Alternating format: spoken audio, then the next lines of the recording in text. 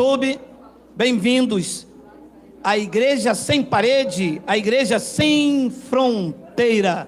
Estamos prontos para ouvir o que diz o Evangelho da Graça de Deus. Bem, o tema da nossa mensagem é o poder enganoso da religião.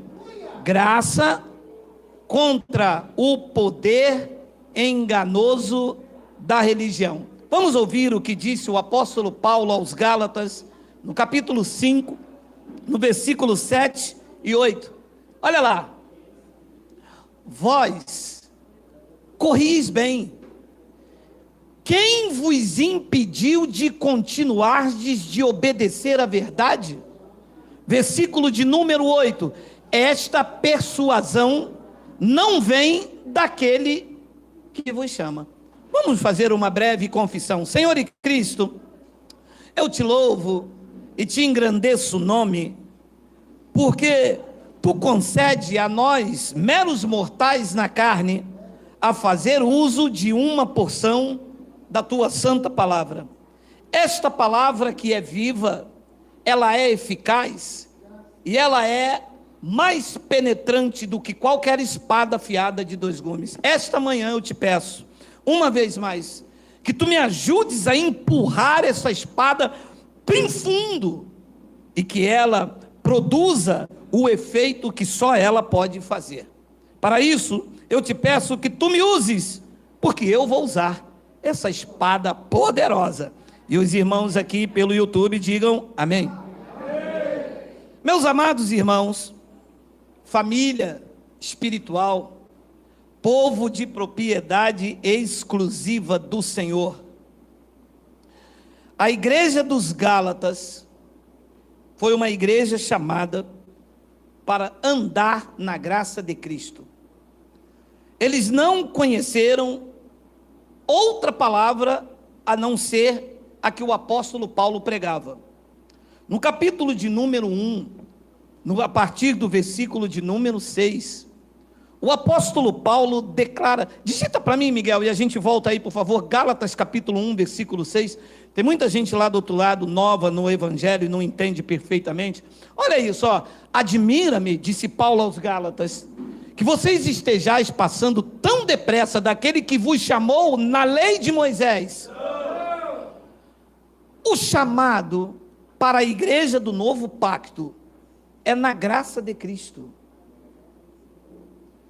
Qualquer pessoa que não esteja vivendo o Evangelho, não está no chamado do Pai, está retrocedendo, numa decadência espiritual, está vivendo debaixo da lei de Moisés, está andando naquilo que os homens imaginam que deve ser bom. Os pastores, quando pregam uma palavra dentro da igreja, e tem uns que têm técnicas de oratória, palavras persuasivas, eles vão aqui na lei de Moisés e começam a pregar, porque Davi, porque Sansão, porque Jefté, porque mais sacrifício melhor, mas tudo isto é a lei. Eu não sou Jefté, eu não sou Davi. Haja visto que o que se mais ouve então é o jejum de Daniel. Mas o jejum de Daniel então não é um jejum de um defunto? E as práticas de Daniel não eram uma prática debaixo da lei? Então, o que estava causando espanto e admiração em Paulo é que esta igreja aqui, que não conheceu outra palavra a não ser o chamado na graça, estava retrocedendo a lei. Paulo fez uma viagem, pregou o evangelho aos Gálatas, e foi a uma viagem missionária. Quando ele voltou, ele viu a igreja impregnada de judaísmo. Ele viu jejum, ele viu rituais dentro da igreja, ele viu as pessoas idolatrando homens, veneração ao púlpito, chamando um lugar, um tabrado de madeira de altar. Meu amado, isso é a mais pura heresia, alguém entrar dentro de um lugar e falar: traga para o altar. Altar era no tabernáculo, era o judaísmo. O nosso altar é Cristo. Aqui não há nenhum poder, nenhuma influência. Isto é um tablado que nós colocamos aqui para que a divulgação da mensagem fique mais ampla, mais nítida, mais confortável. Mas independe se está pregando aqui ou dentro de um pântano. Isso não faz diferença nenhuma, não é o local. Adão estava no paraíso, no melhor lugar que você pode viver. Errou. Judas estava no melhor colegiado, no colegiado apostólico, sobre o mestre por excelências. Falhou. A igreja tem essas manobras. Era exatamente isso que estava corrompendo aquela igreja. Admira-me que estejais passando tão depressa daquele que vos chamou na graça de Cristo para outro evangelho. Ora, presta atenção, não é um jogo de palavras, para você entender. Se saiu da graça, você passa para outro evangelho. Significa que só existe um evangelho a ser pregado. É qual? É onde Cristo chamou os crentes. Ali tem uma vírgula. Olha o que ele diz no versículo 7. O qual não é outro. Então quem passa para um outro evangelho, na verdade não é evangelho. O qual na verdade não é outro. Senão, e isto fora da graça, senão que há alguns que vos perturbam e querem perverter o evangelho de Cristo. É o que aconteceu hoje. O evangelho está pervertido, meu irmão. Já disse aqui 1 milhão de vezes e vou dizer 1.000.001. O pastor vai num cartório de pessoas jurídicas e diz: quero abrir uma igreja. E lá, o rapaz do cartório pergunta: é do âmbito religioso? Então é sem fins lucrativos, não é isso? O pastor diz: sim, sem fins lucrativos. E abre a igreja. E a igreja só vive de fins lucrativos. A mentira já começa na sua abertura. Sem dinheiro a igreja não sobrevive, meu irmão. A igreja aí fora está sentada sobre mamão. Não tem nada a ver com Cristo. Porque ou serve a Cristo ou serve a mamão. Ninguém pode servir a dois senhores. E quem são os responsáveis por isso? Nós éramos. Não somos mais. Não vamos nos prestar mais a esse capricho de engordar cofres, de enriquecer homens e empobrecer o nosso espírito com uma mensagem que não condiz com a realidade para a igreja. Agora, por que as pessoas se permitem isso? Porque as pessoas são enfeitiçadas. As pessoas são encantadas com movimentos dentro da igreja. As pessoas gostam do reteté. As pessoas gostam da profecia. Aquilo mexe, né? O cara ali, ele começa aquele negócio. Tem uns que pegam a unção do telefone, né? A minha unção era do telefone. Então, Paulo estava dizendo: o qual não é outro, senão há alguns que vos perturbam e querem perverter o evangelho de Cristo. Como é que se perverte o evangelho de Cristo? Trazendo Moisés, trazendo a lei. E a lei faz o quê? Perturba, porque ninguém poderia cumprir a lei. Aí você faz uma campanha da prosperidade, não fica próspero, porque nenhum dos senhores deixaram de trabalhar. Quem aqui já fez campanha, diga ui. Quem deixou de trabalhar, diga amém. Aí ninguém deixou de trabalhar. É verdade. Então isso perturba, isso perverte. E disse Paulo no versículo de número 8, olha lá: mas ainda que nós, Paulo, Barnabé, Silvano, Priscila, Áquila, mas ainda que nós, ou mesmo um anjo vindo do céu, vos prega evangelho que vá além do que vos temos pregado, o evangelho do Cristo ressuscitado, seja anátema. E quando você entra, não, sinceridade, aqui ninguém entra, tem umas 3 cepas, delta, é delta, né? Era indiana, é russa? Oi? Ah, tá. Meu amado, seja sincero, você ouvia evangelho do Cristo ressuscitado nas igrejas? Eu não me canso de falar, O que nós ouvíamos era o jargão de Paulo: a vitória é nossa, e se Deus é por nós, é isso que nós ouvíamos do Evangelho. Mas você já ouviu nesses lugares dizendo que nem morte, nem vida, nem os anjos, nem os poderes, nem os principados pode separar do amor de Deus, e que a salvação de vocês está garantida desde antes da fundação do mundo? Vocês já ouviram? Claro que não. Se falar isso, a igreja fica vazia. As pessoas estão lá com medo de ir para o inferno, com medo do diabo e de Deus soltar a mão. Como é que o pastor vai dizer que se na palma da mão dele ninguém arrebata? Quem é que fica num lugar desse? Ninguém. É verdade. O que me mantinha lá dentro era isso. Não, calma, geral. Posso ser sincero? O que me mantinha dentro da igreja era o medo que eu tinha do pastor, cara. Rapaz, mas aquele homem trabalhava no meu psicológico de uma forma tão grande, que quando ele falava para mim: ué, Geraldo, quer passar na minha frente? Quer tocar no ungido do Senhor? Olha aqui o que diz lá o livro de Reis. Eu já sentia um líquido quente descendo aqui. Não era o óleo da unção, não, era urina de medo. Não, é jogo aberto, olho no olho, Salvador, porque era assim que a gente se sentia. O medo que a gente tinha daquele homem, meu irmão. E quando era pastor presidente, então, uala! Olha lá, Deus falando ali, ó. Então Paulo estava dizendo: gente, se ainda for um anjo que venha do céu e pregar alguma coisa que eu preguei, que não seja a graça de Deus aonde vocês são chamados, que seja maldito, que seja anátema. Pode fazer chover. Ah, espera um pouquinho que eu estou querendo hoje.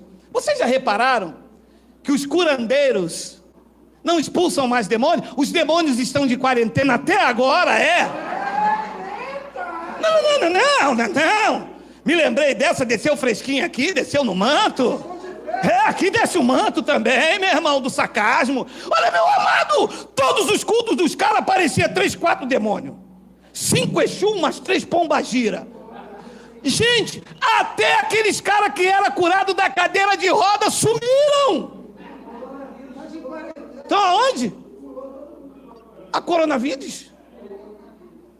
Você entende que tudo isso era uma manobra, um comércio da fé? Ninguém cura mais ninguém, não tem mais demônio nenhum, os demônios subiram, as pombas não estão mais quicando, as pombas não estão mais girando, as pombas estão quietinhas.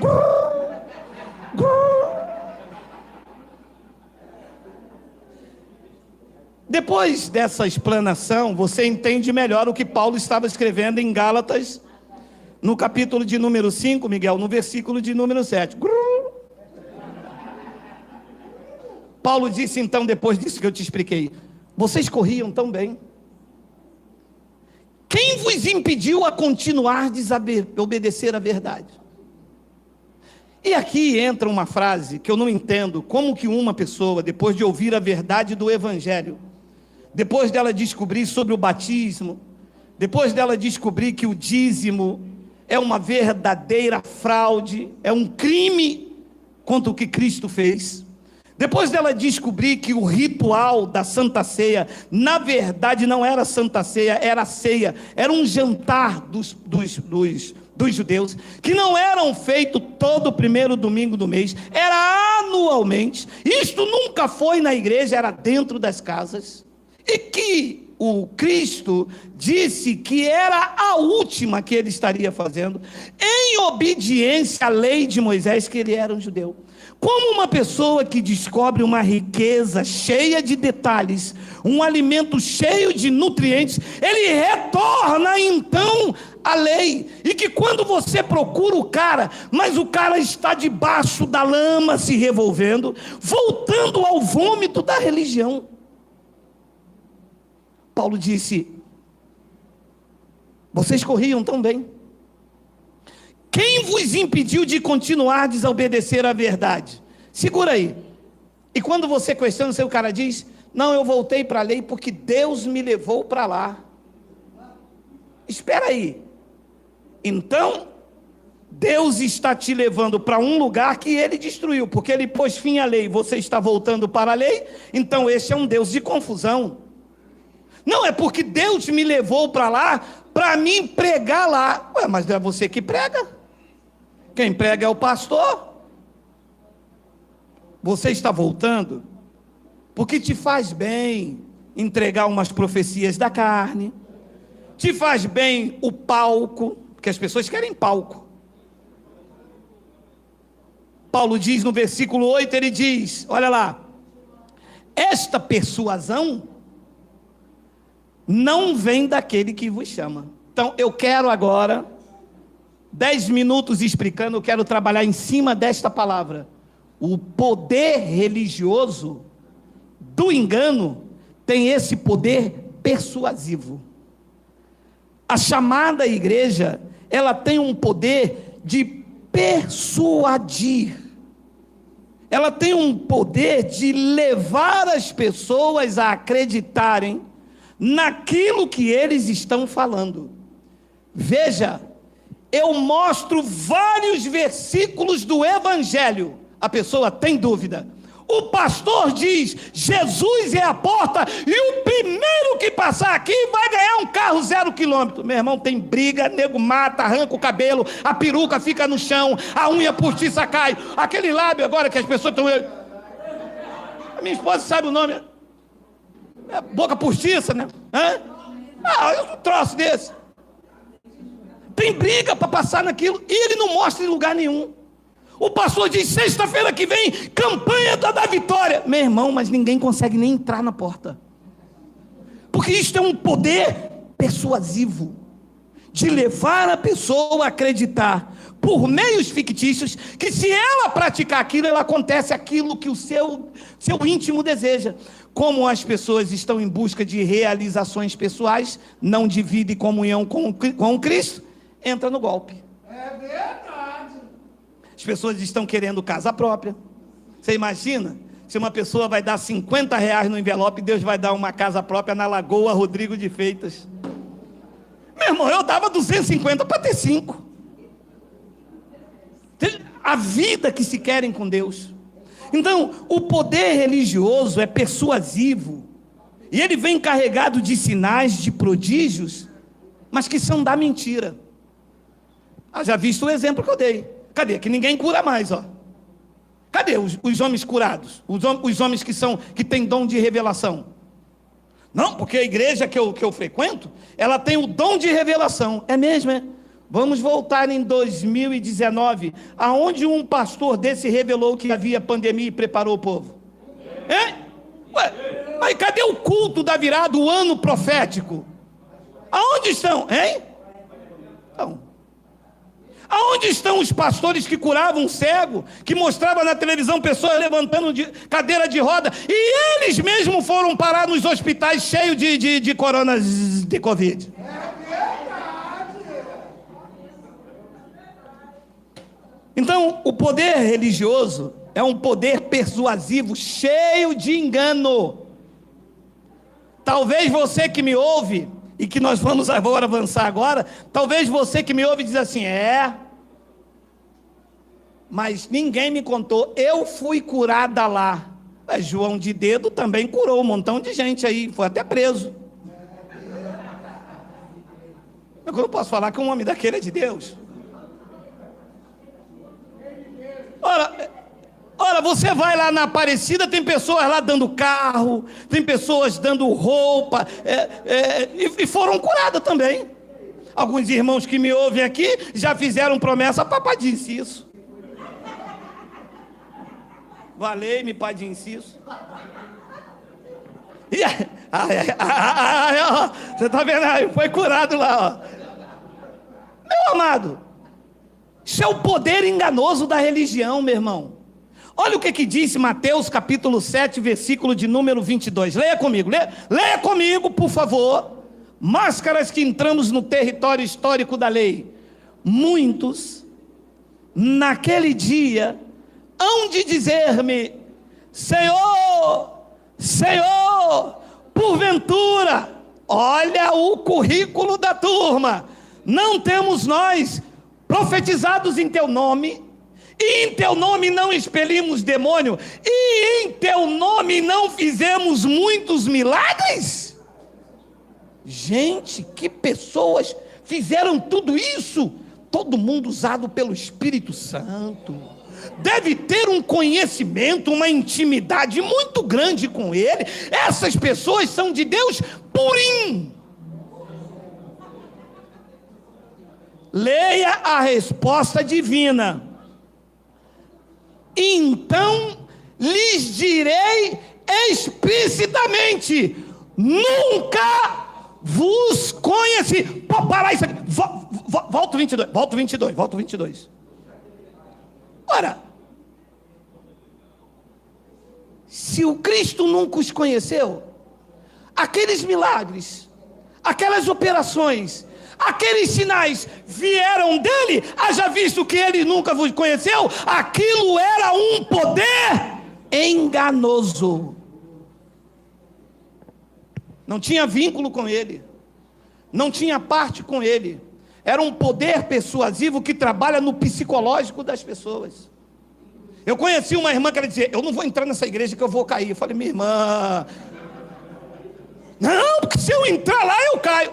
Minha irmã, aquilo é uma reunião, não é de pessoas caídas. A reunião em graça são de pessoas em pé, abençoadas com todas as sortes de bênçãos. Venha para a graça. Vive debaixo desse poder persuasivo. Nunca vos conheci. Olha, eles estavam fazendo o que lá então? Que diz que eles falaram: não, nós profetizamos. Eu sei. Não, nós fizemos milagre em teu nome expelimos demônio. Eu sei, mas não partiu de mim. Eu não tenho vínculo com vocês, eu não conheço vocês. Então, o que nós estávamos praticando era o quê? Bota lá, aqui, tá aqui, não tirou não, né, coisinha? Ficou aí, né? Lê aqui: apartai-vos de mim, o que praticais a pergunta que eu faço é: profecia que eles estavam fazendo, expelindo demônios que eles estavam expelindo, o que eles estavam fazendo, dia e milagres, né, que eles disseram, o que eles estavam fazendo, primeiro, não era dele, porque ele diz que não conhecia. Segundo, aquilo era uma bênção para o povo, ou ele identificou como uma prática de iniquidade? É o que os pastores fazem dentro da igreja, uma prática de iniquidade. E tem de tudo. É verdade. Tem venda de sabão, mão sobre a cabeça, e sai Satanás, né? Tem vários vídeos meus, né? As pessoas acham até cômico uma reunião dessa. Olha a ignorância do povo. Eles botam a mão na cabeça, bota a mão no joelho, agora desce.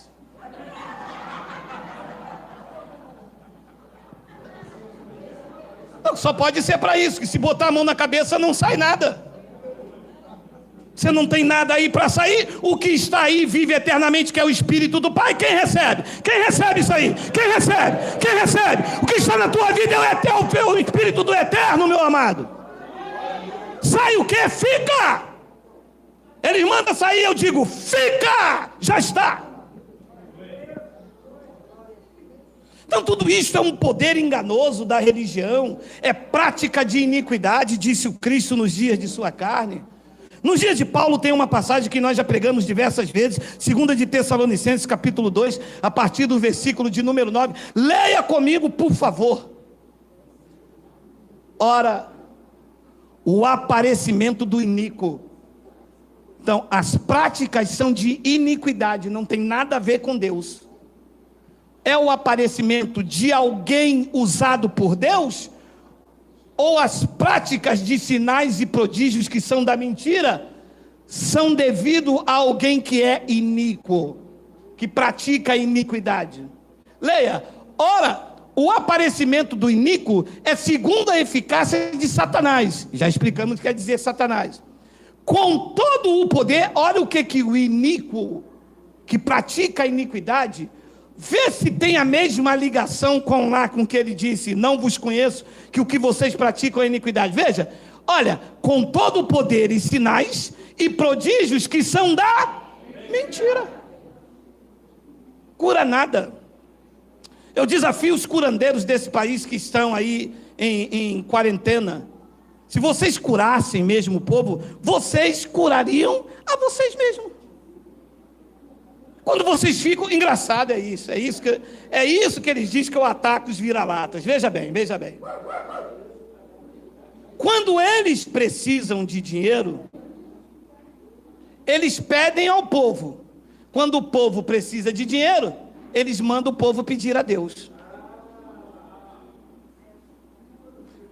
Quando o povo fica doente, eles mandam o povo fazer uma campanha com envelope. Quando eles ficam doentes, eles vão no Barra Dora ou no Sírio-Libanês, os melhores hospitais. Não, como que alguém é cego para entender isto e não romper com isto? Então, ele disse que ele vem, mas é com todo o poder e sinais e prodígios da mentira, vírgula, olha lá, e com todo o engano de injustiça, a quem? Aos que perecem. E por quê? Porque não acolheram o amor da verdade para serem salvos da garra desses lobos. As pessoas não querem. Meu amado, o povo não quer evangelho. Glórias a Deus pela sua vida, que os teus olhos foram iluminados e você não vive mais debaixo dessas feitiçarias. Graças a Deus. Porque tem de tudo. Tem copo d'água, tem fita. Claro que não vão dar olho de boi, que também, o cara com fita, copo d'água, bota o olho de boi dentro, fica escancarado a feitiçaria. Mas não, porque tem olho de boi, não tem? Lá na terrinha não tem olho de boi atrás da porta. Então, é o poder persuasivo que induz o erro. Diz no versículo de número 11, olha lá, é por este motivo, pois que Deus lhes manda a operação do erro. Segura. Para que deem crédito à mentira. Olha que triste. Como a pessoa não recebe o amor da verdade, diz que Deus, nos dias de Paulo, mandou a operação do erro. Meu irmão, o que está aí, fora da graça de Deus, é a operação do erro.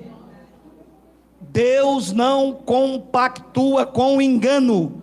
Ou é verdade, ou não pode ter meias verdades. Ou é evangelho, ou é lei, ou é Cristo, ou é Moisés. Não tem como água e óleo se misturar, não tem como. Não tem como um homem dizer que prega a verdade e pregar Moisés. A lei e os profetas durou até Moisés. A verdade para a minha vida é o evangelho. O que me tira do engano é o evangelho. O evangelho é a espada afiada de dois gumes. Um homem pode dizer que prega a verdade e está aí sem trabalhar, vivendo do dinheiro das pessoas, comprando carro, comprando a mansão, enquanto as pessoas não têm nem o que comer direito? Como é que pode um homem dizer eu sou um homem de Deus, se envolvendo em guerra civil, se envolvendo em política, incitando ódio, e com carro blindado, e com aviões, e com mansões, igrejas como templo em todos os lugares? Isso nunca partiu da verdade. Isso não tem vínculo com o Pai. E por isso que Paulo advertia em Romanos capítulo 16, versículo 17 e 18, olha lá, rogo-vos, irmãos. Essa igreja faz isso, meu amado. Vê que as pessoas dizem, eu sou crente, mas é crente de Bíblia fechada. Eu acredito que neste momento, não hoje, domingo, mas essa mensagem chega às vezes a 100, 150 mil. Eu acredito que as pessoas têm que entender que ser crente de Bíblia aberta não é para qualquer um. As pessoas são crentes de Bíblia fechada. Se abrir, as práticas delas religiosas são condenadas, não passa meia. Porque uma é dizer muito. Se abrir a Bíblia, em especial o Novo Testamento, as práticas religiosas dos crentes não passa uma por aqui, a começar pela campanha. Passa. Não passa. A começar pelos reteté, que é igual o ponto da boa cumba, que eu não vou malhar o pessoal do lado de lá, que eles são melhores que os evangélicos, né, meu irmão? A começar por aí, é tudo igual.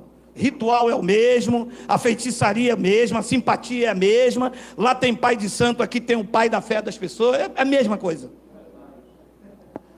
Rogo-vos, irmãos, que noteis bem aqueles... Não, é lá mesmo, corre não, filho, corre não.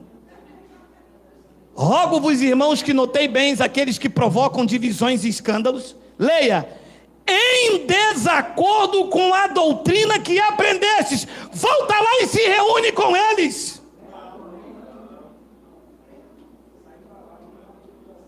Aí o cara diz para mim que é crente. Eu apresento isso. Aí que ele diz, eu vou lá, mas não tem nada a ver.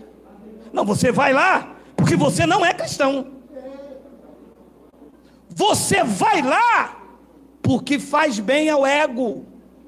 Gosta de ser chamada de missionária, de dirigente da mesa de oração, tudo que Jesus mandou, tá? Jesus mandou fazer uma mesa de oração, um culto de busca do Espírito Santo, lembra aquela passagem? Quem lembra? Lembra? Aquela passagem do livro 171, versículo dos trouxas, sabe?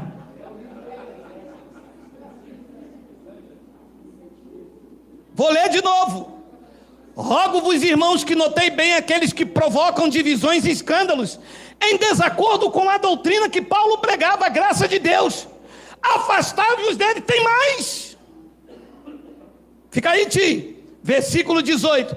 Porque esses tais não servem a Cristo nosso Senhor, e sim a seu próprio ventre, e com suaves palavras e lisonjas enganam o coração dos incautos. Foi o que fizeram conosco, mas a graça de Deus nos libertou. Diga glória a Deus. Diga glória a Deus. Diga glória a Deus. Com o poder persuasivo. Venha. Pare de sofrer. Jesus tem uma obra na sua vida. Jesus te ama e eu também. Aí você, uala, tudo que eu queria. Depois que você vem, ele diz, Deus vai soltar a mão sobre você. Você está roubando a Deus. Você vai para o inferno. Você está desviado. Tem mais 7 demônios na tua vida. Satanás, pombagira, coisa ruim. Mas antes de eu entrar, Jesus me amava, tinha uma obra na minha vida. Eu entrei, não dei dinheiro, já sou coisa ruim. Sou 7 flechas. Efésios capítulo 4, versículo de número 14. Tem mais aí alguma coisa? Tem. Para que não sejamos como meninos agitados de um lado para o outro e levados ao redor por todo o vento. Olha, meu amado, olha, meu amado. Um abençoado me disse, respeito a sua mensagem, mas o senhor tem que respeitar a minha, porque cada igreja tem a sua doutrina. A igreja de Cristo só tem uma doutrina, é o evangelho da graça de Deus. O resto é vento. Hoje corta o cabelo, aí você sai dessa porque cortava o cabelo e você não quer cortar, até porque peruca não se corta, se enrola. Aí você vai para outra, chega lá, usa o véu. Aí você, o véu não vou colocar. Aí você vai para outra, é com coque. São ventos de doutrina de homens, que disse Paulo, pela artimanha de homens, que pela astúcia induzem a verdade do evangelho. Induzidos. Eu fiz pela fé. Não. Você não fez pela fé, você foi induzido. O pastor disse que se você fizesse um jejum, meu irmão, você imagina se a pessoa ficar com fome, Deus vai dar uma bênção a ela? Não, eu fiz um jejum com propósito, Geraldo, você não entende, tem que ter propósito. Tá, você fez jejum com propósito de quê? De arrumar uma porta de emprego. Uau! Vamos pedir ao nosso presidente para falar na televisão, porque tem muita gente desempregada. Já aproveita que a turma passa fome. Segunda-feira Deus abre uma porta de emprego. Vamos avisar também a Ruanda. Vamos avisar também a Moçambique, a Angola. Vamos avisar os Países Baixos que é só ficar com fome e que Deus abre a porta. Deus agora é o... É o gênio da lâmpada. E o pior é que fica com fome assim, Ricardo. Fazer um jejum de 12:00 às 6.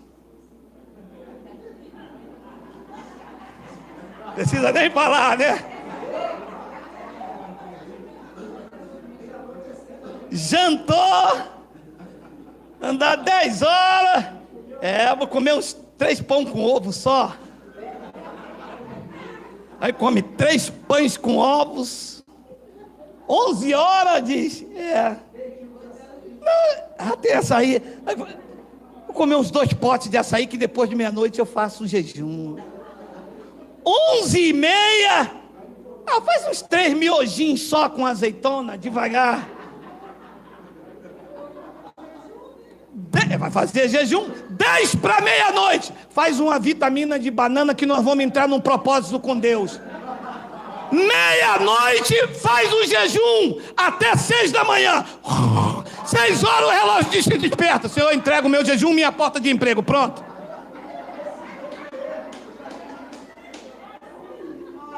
Meu amado, quem estaria desempregado nesse país, meu amado? Quem estaria desempregado nesse país, meu amado? Ninguém. Então isto é uma coisa que se induz ao erro.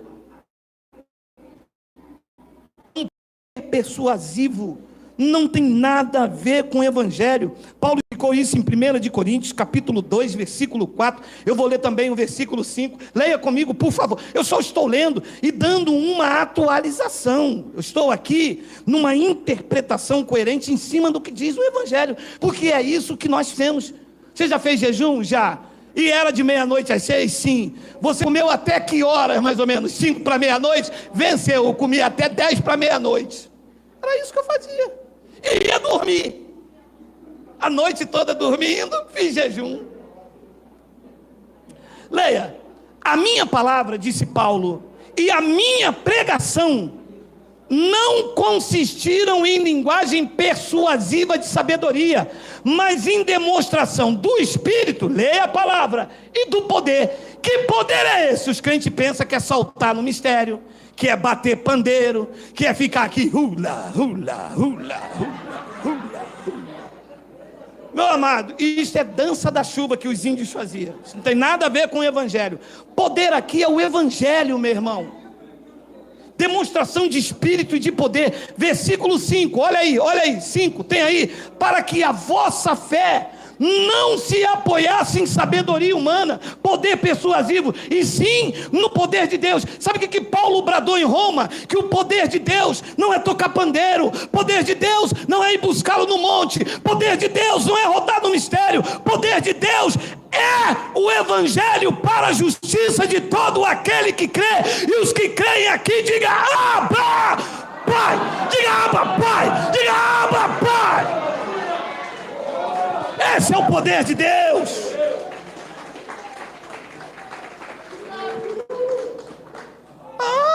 Comecei a entender, Geraldo. Então, o poder de Deus não tem nada a ver com que ficar a noite toda numa vigília. É um espaço de tempo entre os judeus, que para nós quer dizer madrugada. E aos judeus ele disse: a noite vem, quando ninguém pode trabalhar. O salmista deixou claro: aos seus amados ele dá, enquanto ficam acordados buscando ele aonde ele não está. Aos seus amados ele dá enquanto... Você lembra no antigo pacto as maiores revelações foram feitas quando? Quando Salomão dormia, quando José dormiu. Que eles querem passar a noite toda. Eu vou numa vigília de fogo. Vigília de quê? Meu amado, me desculpe, mas a minha vontade é que eles ficassem por lá mesmo, virasse até torresmo. Brincadeira, eu amo vocês.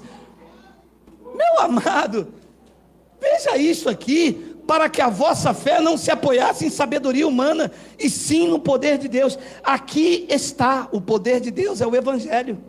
E este poder está onde? Efésios capítulo 3, versículo 14 ao 16. Olha lá, Efésios 3, 14 e 16. Por esta causa me ponho de joelho perante o Pai, versículo 15, de quem toma o nome toda a família, tanto no céu como sobre a terra. 16, aí está a palavra, para que segundo a riqueza da sua glória, vos conceda que sejais fortalecidos com poder, mediante o seu Espírito no monte, mediante o seu Espírito no culto de consagração, na busca do Espírito Santo tem que ser, eu vou tacar água. Não é possível que me enganaram assim. Mas eu ia buscar o Espírito Santo, porque diz lá, tem um culto de poder. Você vai falar um balabachúria, um rita, tu passa lá para frente, passa lá para trás, passa ali para o lado. Olha, mas como assim eu me deixei me enganar tão fácil? Mas que poder enganoso do sistema religioso. Por que é que eu me permiti? Porque isso fazia bem. Quando eu chegava, o nego dizia, lá vem Geraldo Canela de Fogo. Ah, meu irmão, um dia antes eu já tinha ensaiado mais línguas na frente do espelho. Você já ensaiou língua na frente do espelho? Já? Dá para imitar o pastor? Ah, meu irmão, quando eu falava lava sungue anda... Ah, meu irmão, todo mundo, rapaz, mas o cara é usado no mistério. Alguém tocava minha mulher falava, o Espírito Santo está falando. Shhh, olha a reverência. E eu lava sungueanda. Se canta lá na praia, canta lá no mato. E todo mundo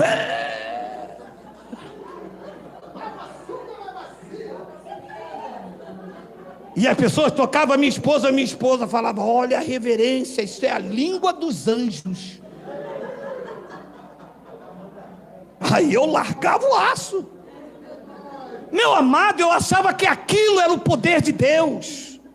Eu achava que o poder de Deus era eu ficar a noite toda no monte. E voltava cheio de muriçoca, todo mordido, e voltava sujo. Chegava em casa, a mulher, vai tomar banho. Eu não, estou na unção. Tem culto agora de libertação na igreja. Hoje eu rebento uns 4 satanás. Meu amado, você vê o que é o poder persuasivo? E as pessoas vindo eu fazendo aquilo, queria fazer também. Eu queria ser igual um deputado federal que tem aí, entendeu? E ele ficava assim, ó, Satanás, sai da frente, Satanás, que nós estamos em guerra. E eu ficava encantado com aquilo, que ele orava assim, Senhor, a 5 quilômetros daqui, se tiver um demônio alojado, manda ele sair. Eu disse, gente, eu quero ser igual esse cara.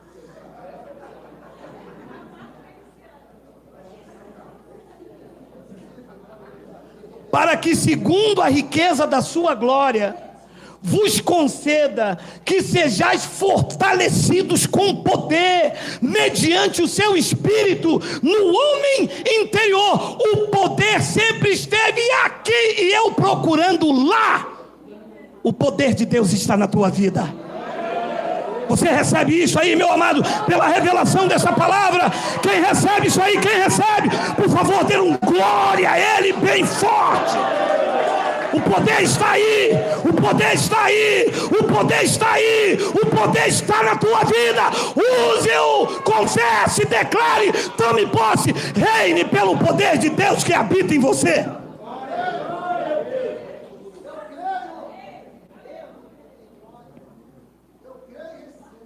Eu dizia uma abençoada, vamos lá na minha igreja, no tempo da lei, né? Vamos lá na minha igreja, que lá vai ter um culto de libertação. E a libertação residindo e morando na minha mente, no meu espírito. Era só eu dizer a ela, eu não te recebo assim. Levante-se, ande. Você pode, você consegue. És um eleito de Deus, és filho da luz. Tu andas na luz do Evangelho de Cristo. Tome posse da tua vida, tome as rédeas da tua vida. Tu não és uma vítima, tu és um eleito de Deus. O Espírito do Eterno habita no teu interior com o poder dele. Doença, seja vencida nesta manhã. Pobreza, bate em retirada. toda dependência de drogas não pode ser maior que mediante o poder do Espírito do Eterno que está na tua vida, receba cura, receba libertação, receba prosperidade, receba.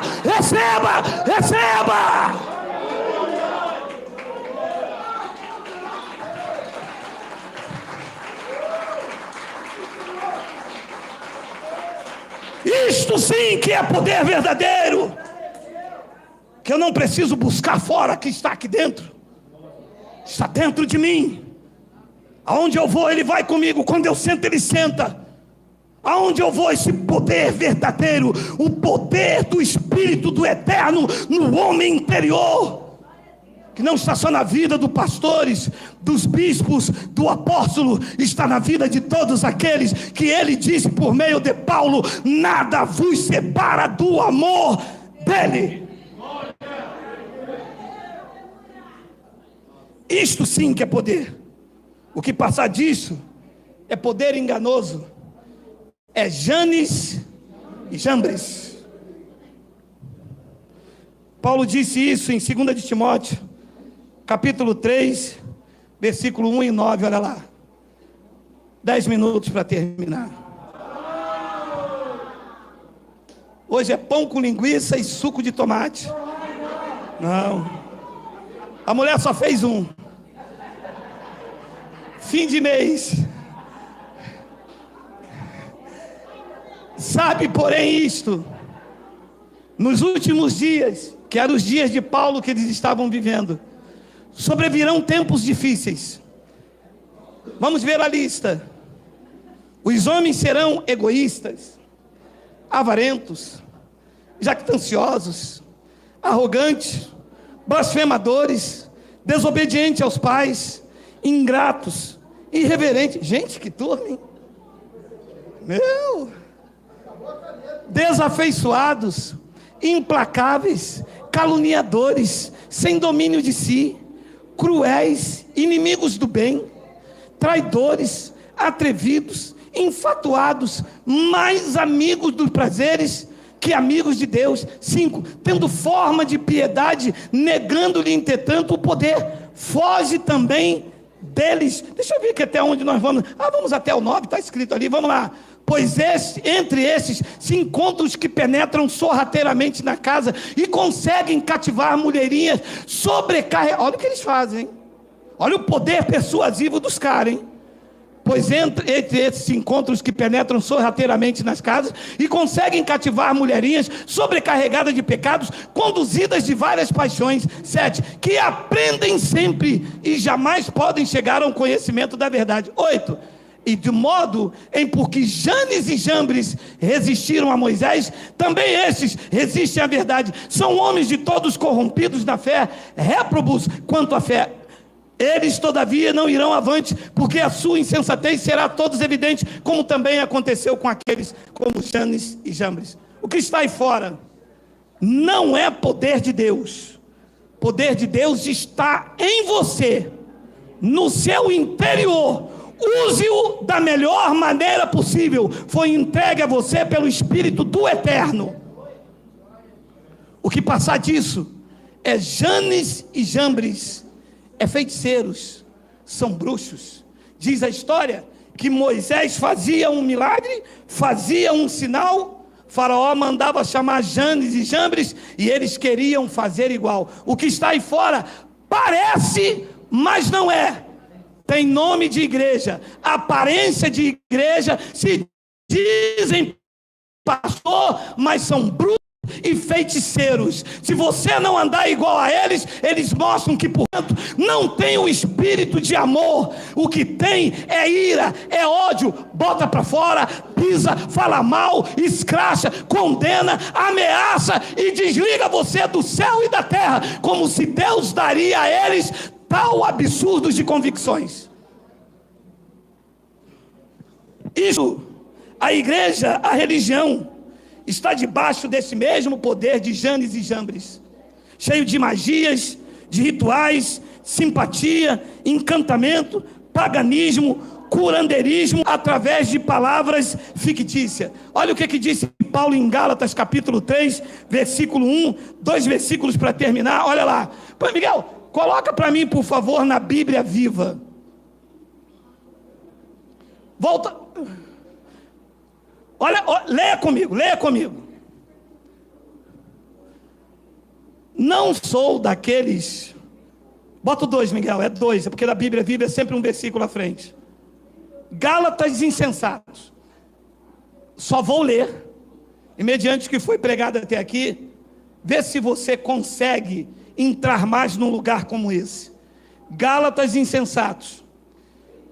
Quem foi o feiticeiro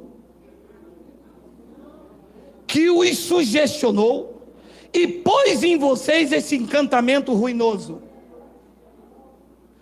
Porque vocês costumavam ver o significado da morte de Jesus Cristo tão claramente, como se eu tivesse exibido diante de vocês um quadro com o retrato de Cristo morrendo na cruz. Versículo de número 3 aqui, porque é 2 lá. Só quero fazer-lhes uma pergunta. Leia comigo. Porque eles dizem assim, Geraldo pregou. Geraldo leu. Junto com vocês. Vocês receberam o Espírito Santo pela tentativa de guardar as leis judaicas? Claro que não, pois o Espírito Santo só veio sobre vocês depois que vocês ouviram acerca de Cristo e confiaram nele para ser salvos.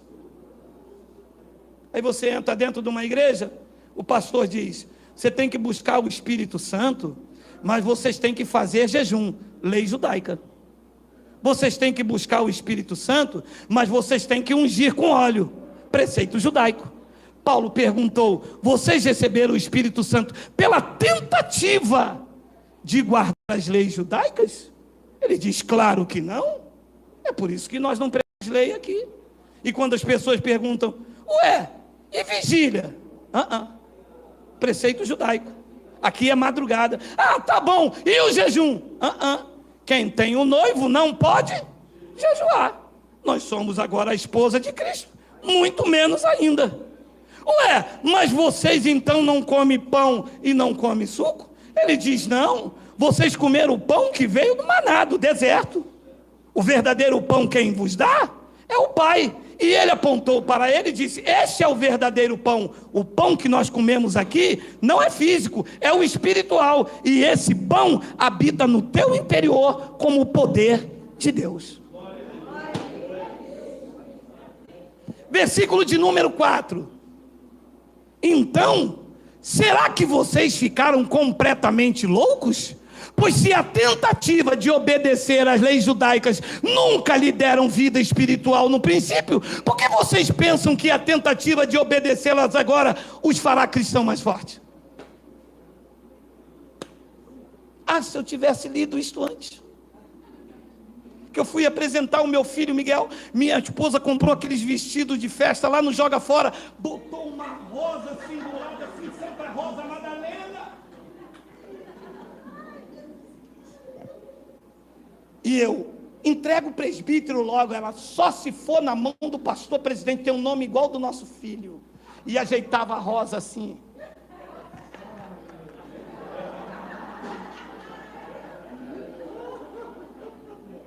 Olha, quando eu lembro esse negócio da mulher com aquela rosa, Santa Rosa Madalena, eu não gosto do Sidney Magal até hoje por causa disso, meu amado. Meu amado, será que vocês ficaram completamente loucos? Pois se a tentativa de obedecer à lei judaica nunca lhe deu vida espiritual no princípio, por que vocês pensam que a tentativa de obedecê-las agora, nesse pacto da graça de Deus, os fará cristão mais fácil? Não, fazer um jejum porque...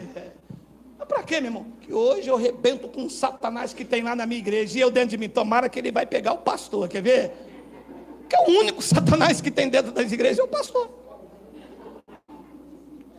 Versículo de número 5. Vocês sofreram tanto pelo evangelho, e agora vão simplesmente jogar tudo pela janela? Diz Paulo, mal posso acreditar nisso. levou a mão para um lado, levou a mão para o outro, já havia dito aos judeus: esse é o sangue da nova aliança. O sangue da nova aliança foi derramado e os crentes bebendo suco. O sangue da nova aliança já tirou a transgressão da lei, os crentes se vê no pecado. O sangue da nova aliança destituiu o templo físico para fazer dos crentes o templo dele, e os crentes buscando ele dentro da igreja, buscando ele no monte. Mal posso acreditar nisto no século 21. Mal posso acreditar que as pessoas estão vendo o templo como morada de Deus, sendo ela a habitação do Espírito. Mal posso acreditar nisto. Porque veja, eu tenho a 4ª série primária, mas existem pessoas que estão lá do outro lado agora, formadas em faculdade, engenheiros, doutores. Tem pessoas que estão nos ouvindo, são psicanalistas, pessoas que são formadas na área didática, não entenderam que elas são a habitação de Deus no Espírito. Mal posso acreditar nisso. A pessoa só pode estar mesmo debaixo de um poder enganoso, só pode estar debaixo de uma cegueira espiritual, e quem vos prega não é verdadeiramente com alguém com o dom de apacentar vidas pelo dom do Espírito. São bruxos, são feiticeiros, encantando as pessoas com coisas que não convêm, por torpe ganância. Mas como ministro de uma nova aliança, como embaixadores e embaixatriz de Cristo, está denunciado no mundo espiritual toda palavra contrária que seja verdade a essas. Vocês são livres, vocês pertencem a Cristo, vocês são propriedade deles. Nenhum homem pode ditar regras sobre vocês. As regras foram quebradas, as algemas paridas, mandamentos e ordenanças foram tiradas e encravadas na cruz. Vocês estão reinando em vida, vocês vivem em perfeita vitória. Quem vos conduz agora não é um homem, não é um sacerdote, é Cristo, é o Rei dos Reis, o Senhor dos Senhores.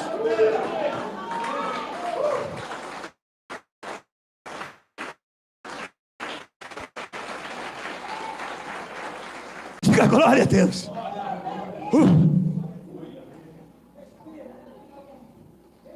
E eu termino com 1 Coríntios capítulo 4, versículo 14 e 15. Bota lá na Almeida, Miguel. 1 Coríntios capítulo 4, versículo 14 e 15. Não vos escrevo essas coisas para vos envergonhar. Por que envergonha mesmo? Salvador, eu me sinto envergonhado. Você sabe que as pessoas, quando nos ouvem pela primeira vez, a reação é de espanto. Veio uma missionária aqui semana retrasada, traga para um, mas você tinha, eu daqui estou olhando, né, meu irmão? Mas a vontade dela era tirar o sapato e acertar em mim, porque se tira me mata só no chulé. Mas ela virava a boca para lá, virava para cá. E no final eu perguntei o que foi. É porque o que ela estava lendo aqui, conferindo na Bíblia dela, era tudo verdade. E ela me dizia baixinho: não é verdade, essa Bíblia não é a minha. Ele dizia: é a sua, senhora, como é que ela está velha? E que quando você diz essa verdade, Salvador, isso envergonha mesmo. Porque não é possível, Cristo estava todo o tempo aqui. E não nos mostraram por causa de vontades escusas, para defender títulos, salário, autoridade. Mas nós seríamos fiéis, como vocês são fiéis. Bastava nos mostrar a verdade e ficaríamos satisfeitos. Mas os homens querem dominar os homens em nome de Deus, quando Deus os fez livre. A princesa Isabel libertou os escravos, o mundo entendeu. Cristo libertou os crentes, os pastores não deixam. Você não está obrigado a estar aqui. Você está aqui, não é por causa da cerca, porque ela não existe. Você está aqui porque você se alimentou do verdadeiro poder de Deus, que já está dentro de você, e foi ativado pelo conhecimento. Você está aqui porque você comeu do alimento. Você não está aqui por causa do sinal. O sinal já foi feito quando ele abriu a mão para um lado, abriu a mão para o outro e bradou no mundo espiritual: Tetelestai, está pronto, não há nada o que ser feito. Você está aqui porque a obra foi consumada. Você está aqui porque ele te escolheu, não aqui nesse plano físico, mas no reino de Cristo, onde não é comida e nem bebida, onde o reino é gozo, é a alegria do Espírito Santo. Glória a Deus.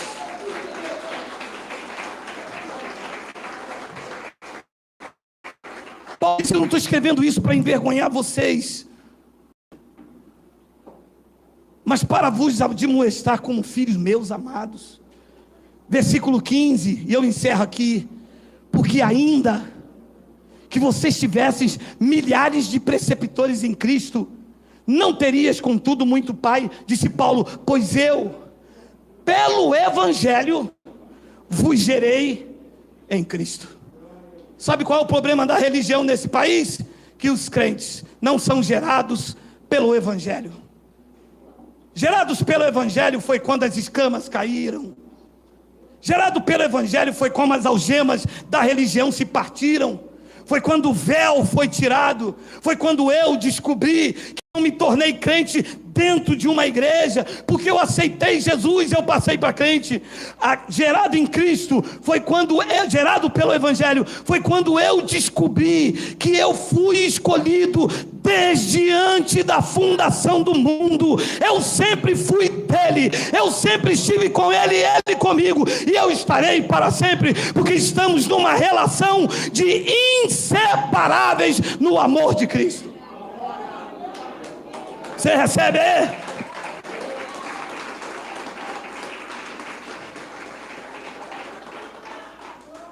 Se não for gerado pelo Evangelho, é um poder enganoso, persuasivo. E eu desafio aí, tirando os crentes da graça de Deus, poucos conhecem o Evangelho. É por isso que eles não te suportam. Quando eles ligam da sua casa para você: o irmão não tem vindo mais, o irmão está congregando aonde? Eu estou na igreja de Cristo. Sim, mas é a igreja de Cristo aonde? Aqui na minha casa, pode ser na tua, na rua, na chuva, na fazenda. Aí estará a igreja de Cristo. Não, mas isso não vale. Mas quem é o teu pastor? Cristo. Não, tem que ter um pastor. Nunca teve. Tem que ter alguém que sobrevive do meu dinheiro. Tem que ter alguém que mande na minha forma de vestir. Tem que ter alguém que me bota na cadeira da vice.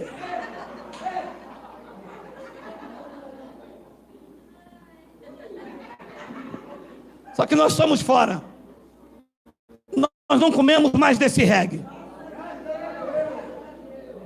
Nós não comemos mais desse reggae, meu irmão. Esse baião tem caroço, nós estamos fora.